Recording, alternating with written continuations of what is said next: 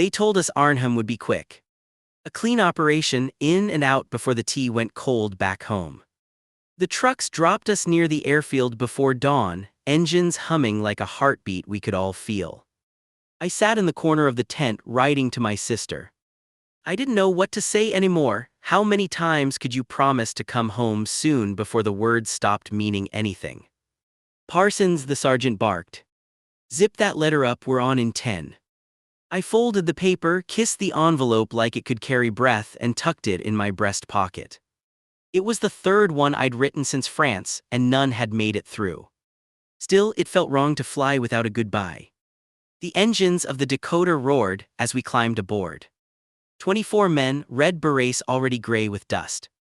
The air reeked of oil and nerves. Someone cracked a joke about the beer waiting in Holland. Laughter came out tight and brief. We lifted off into a sky the color of pewter. Below, England shrank to a patchwork of fog and fields. Ahead, Europe torn open again. When the green light blinked, the world narrowed to wind and gravity. I stepped into the roar, parachute snapping open above me like a miracle. The air was sharp and cold, flak bursts bloomed black against the clouds. I hit the ground hard, rolling into a ditch. The fields were quiet except for distant gunfire and the rustle of silk. Men shouted across the hedgerows, gathering in small groups. The operation had begun. We pushed east toward Arnhem under scattered fire. The first village we reached was half burned, its church bell twisted into silence. Civilians peeked from basements, eyes wide with the memory of occupation. Corporal Evans handed me a ration biscuit. You'll want that later, he said. I pocketed it. I'd learned not to eat hope too early. By nightfall we held a farmhouse near the road. Our radio man set up the long whip antenna, tapping Morse that vanished into the sky. The static was our only reply. I sat by the window writing again, the candle shaking with each distant explosion. Dear Liz, I began, we've landed safe. Tell Mum not to worry. The air smells like rain and smoke. I think we'll be home by Sunday. I smiled at the lie. Outside, tracer rounds crossed like shooting stars. The next morning came soaked in gray. We moved through empty streets, boots splashing in puddles where shop signs hung like broken teeth. A Dutch boy pointed east and whispered, Brugge, the bridge. Gunfire met us before the river. A burst cut across the road, glass raining from windows. Evans shoved me behind a wall. Snipers, he said, calm as ever. We traded bursts until one window went still. The silence that followed felt heavier than the shooting. We pushed forward through courtyards and alleys. Someone had written "Welcome Boys" in chalk on a brick wall. Beneath it, blood had run down like red rain. By noon, the drizzle thickened into real rain. Radios gave only static. We're ahead or alone, the sergeant muttered. We passed a woman who offered us bread. I gave it to a wounded man we couldn't move. Small mercies cost nothing but felt like everything. Then the bridge appeared, gray steel through fog, its arches fading into smoke. For a moment it looked like something holy, untouchable. A burst from an armored car tore the thought apart. We hit the ground, glass and brick splinters raining over us. When the shooting stopped, Evans and I slipped into a wrecked parlor. A piano stood by the window, keys missing like old teeth. Write your letter, Evans said. Now's when you've got hands. I found a sheet of music and wrote by the light of a broken window. Dear Liz, tell Mum the rain smells like coal smoke and apples. We've seen the bridge. If this never reaches you, say I wrote something brave. Truth is, I'm thinking of our garden and Dad's chair by the fire. Ordinary things. Keep them for me. A shell landed nearby, shaking dust from the chandelier. I folded the page and slid it with the others inside my jacket. By dusk, we held a narrow street 3 blocks from the river. The enemy tested us, then pulled back again and again. We counted ammunition and hours. Both were running out. I took the first watch. Rain traced the glass, tracer fire glinting like fireworks. Through the mist, the bridge lights shimmered faintly.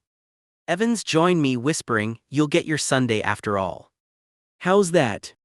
It always comes. Whether we're here to see it or not. I nodded and touched the letters in my pocket. They crackled softly when I breathed, paper armor thin as hope still holding.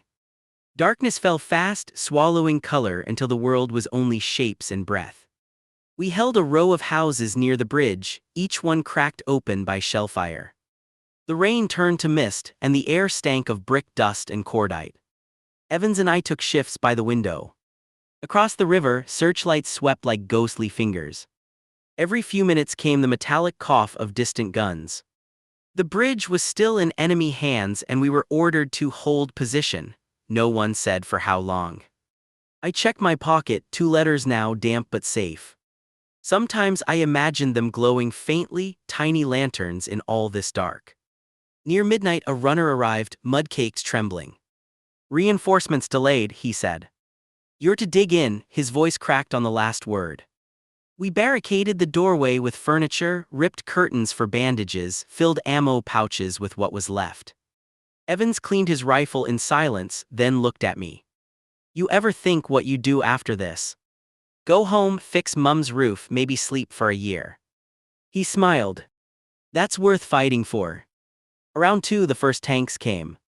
You could feel them before you heard them, vibration creeping through the floorboards, glasses rattling on a shelf. Then the gun spoke. The front house vanished in a roar of flame. We fired until the barrels smoked, reloaded, fired again. I lost count. The night was nothing but thunder and flashes, like God striking matches too close to the world. When the shelling eased, the house was barely standing. 4 men left in our section. Evans was hit, arm torn, still joking. "Left-handed now," he muttered as I tied it tight. At dawn, fog rolled back across the river. The bridge was still there, black against the pale sky, but so were the tanks. We had 1 radio battery left. The sergeant handed me the handset. "Try London." All I got was static. Then faintly, "Hold. Position. Help coming." The signal broke again, swallowed by the storm. I looked around at the men. Hollow-eyed, soaked, shaking. We'd done what we came for, even if no one would remember how small it had been. Just a handful of tired soldiers guarding a patch of road that used to be a street. Evans sat beside me, staring at the letters in my hand. "If you don't make it," he said quietly, "I'll send them." "You won't have to," I answered and almost believed it. Outside, the sky bled orange where the sun tried to rise. Another day pretending to be Sunday. The morning began with fog and the smell of fuel. Somewhere beyond it, engines rumbled, slow, deliberate, certain. We were nearly out of ammunition and luck. The sergeant crouched beside the window, peering through the smoke. "They're forming up by the bridge. If they cross, that's it." Evans and I checked our rifles, 7 rounds between us. "We'll make them count," he said. His arm was bound tight, his sleeve stiff with blood. When the first figures appeared in the mist, we waited until they were almost clear. Then the street erupted again. Our rifles cracked, grenades flashed, voices shouted in every language of panic. The fog burned away under the heat of gunfire. For a while we held. Long enough to feel something like pride. Then the wall behind us split open, knocking me to the floor. My ears rang, the world tilted sideways. I saw Evans firing one-handed, shouting words I couldn't hear. Then he fell, rifle slipping from his grasp. I dragged him behind what was left of a doorway. He looked up, pale, rain mixing with blood on his face. "Did we hold?" he asked. "For now," I said. "That'll do." He pressed something into my hand, my own letters, blood-stained, folded flat. "If you get out, post them. Don't talk like that. Promise me." I nodded. "I promise." The sergeant's voice cut through the smoke. "Fall back. Across the street, move." I lifted Evans, half carrying him through debris. Bullets struck the walls like hail. At the corner, a shell hit the second house, throwing heat and dust in every direction. When I woke, the noise was gone. Only the rain remained, soft and steady. The building beside me was gone, replaced by a mound of smoking rubble. Evans lay still, his hand open, palm upward, letters scattered like white birds across the mud. I gathered them one by one, tucking them back into my pocket. The ink had run, but the words were still there, faint as breath. Through the thinning smoke, I saw the bridge again, still standing but only just. The last of our men were retreating along the road, figures dissolving into fog. I followed limping, each step heavier than the last. When I reached the edge of the fields, I turned back once. The town was burning, the bridge wrapped in smoke and memory. Somewhere in that fire were all the things we couldn't carry home. I pulled one letter from my pocket and read the first line, "Tell Mum not to worry." For the first time, I couldn't finish it. The rain stopped sometime after dawn. I walked until the noise faded and the fields turned to silence. The air smelled of mud, cordite, and something sweet, apples maybe, from a crushed orchard nearby. I found a hollow beneath a fallen tree and sat down, boots full of water, head full of ghosts. My rifle was gone. The war for me was over, at least this piece of it. I took out the letters. The paper was torn, stained, and soft from rain, but still legible. Evan's blood marked the corner of one like a signature. I opened the last sheet I had written and read it aloud to the empty field. "Dear Liz, we reached the bridge. It's still there, standing like something that refuses to fall. If you ever see a river that looks too wide, remember someone once tried to cross it. Tell Mum I kept my promise, I did my best. That's all any of us could do." My voice broke halfway through. The sky was pale, thin sunlight catching on the drifting smoke. I folded the pages again and tucked them under my shirt, over my heart where the bullets had missed. By the second day, British armor reached the outskirts. A patrol found me half asleep beside the ditch, too tired to stand, too alive to die. They gave me water, bandaged my arm, and asked my name. I told them. Then I asked for paper. From a medic's satchel, I took a new sheet and began one more letter. "Dear Liz, you'll be glad to know I'm still here. Evans isn't. But I think he'd have liked to know that the bridge held for longer than it should have. When they tell you it was hopeless, believe them. But remember, it mattered anyway." When we reached the rear lines, I found a field post and gave the letters to a clerk who promised they'd be sent home. He didn't see me linger, watching the bag as if I could keep them safe just by looking. That night I lay in a tent warmed by a single stove. Around me men whispered in sleep, names of people they hoped were waiting.